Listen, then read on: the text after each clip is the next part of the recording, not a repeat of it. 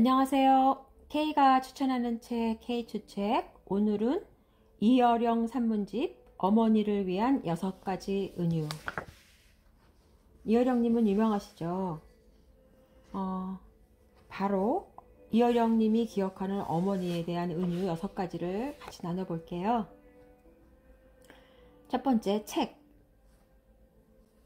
나의 서재에는 수천 수만 권의 책이 꽂혀 있다. 그러나 언제나 나에게 있어 진짜 책은 딱 한 권이다. 이 한 권의 책, 원형의 책, 영원히 다 읽지 못하는 책, 그것이 나의 어머니이다. 그것은 비유로서의 책이 아니다.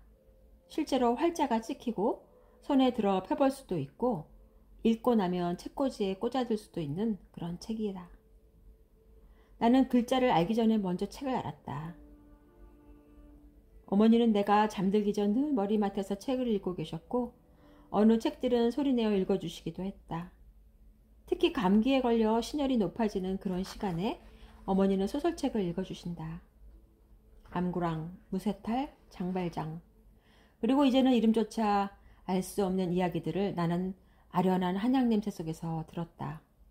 겨울에는 지붕 위를 지나가는 밤바람 소리를 들으며 어머니는 장맛비 소리를 들으며 나는 어머니의 하얀 손과 하얀 책의 세계를 방문한다.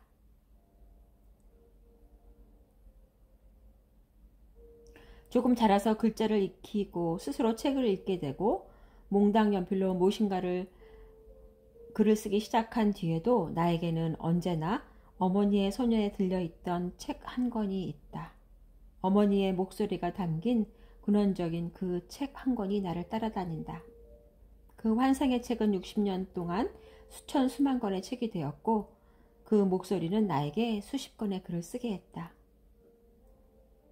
빈약할 망정 내가 매일 편에 쓸 수 있는 상상력의 우물을 가지고 있다면, 그리고 내가 자음과 모음을 갈라내 그 무게와 빛을 식별할 줄 아는 언어의 저울을 가지고 있다면 그것은 오로지 어머니의 목소리로서의 책에서 비롯된 것이다.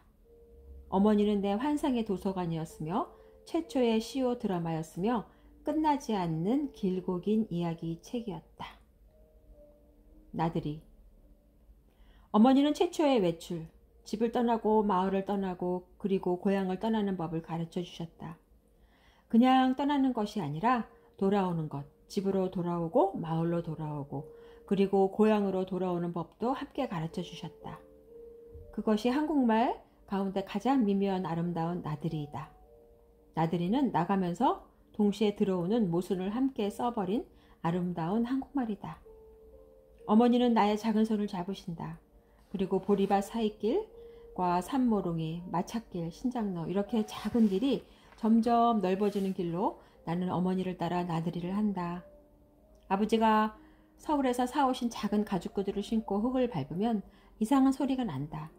그것은 새 가죽이 구겨지는 구두 소리가 아니라 눈부신 이 공간 속으로 들어가는 내 작은 심장의 고동 소리였는지 모른다. 길가에 있는 뱀풀을 처음 본 것도, 땅개미가 뛰는 것도, 하늘이 높이 떠서 원을 그리는 솔개도 모두 어머니의 등 너머로 본 풍경들이다. 나들이를 하실 때 어머니의 몸에서 나는 레몬 빠빠야의 박하분 냄새가 났다. 이 나들이의 절정은 10리쯤 떨어진 외갓집을 찾아갈 때이다. 그곳으로 가려면 장승이 서 있는 선앙당 고개를 넘어야 한다. 설화산 뒤편의 이 작은 분지에는 유난히 대추나무와 감나무가 많았고 그 나무가 우거진 곳에 외가가 있었다. 긴 돌담을 돌아 소술대문과 십장생도가 그려진 어머니의 장롱 속 같은 안채로 들어가면 정말 믿기지 않도록 늙으신 외할머니가 살고 계셨다. 미숫가루라도 외가에서 먹는 것은 집의 것과는 다른 맛이 난다. 사랑채로 가는 일각대문 너머로 인기척이 없는 남새밭이 있었다. 한 구석 빈터에는 양 모양을 조각한 이상한 석불들이 모여 있었다. 벽장이나 벽지의 무늬도 다 달랐다. 어머니가 원주 이씨이고 외할머니는 덕수 이씨라는 것, 어머니가 외할머니라는 것, 그리고 여자들의 성은 서로가 다르다는 것을 알게 된 것도 이 나들이에서 배운 것들이다.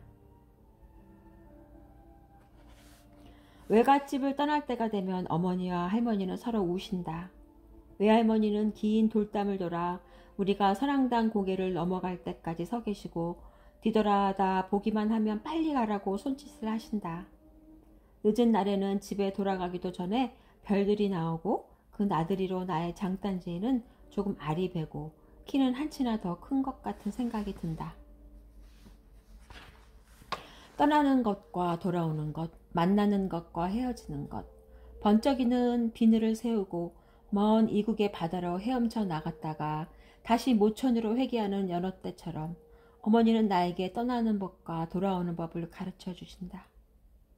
이제는 돌담도 다 무너지고 감나무도 잘리고 아무도 아는 사람이 살지 않는 빈 마당뿐인 외갓집인데도 나는 지금도 가죽 소리가 나는 작은 구두를 신고 어머니를 따라 이따금 외갓집 나들이를 한다.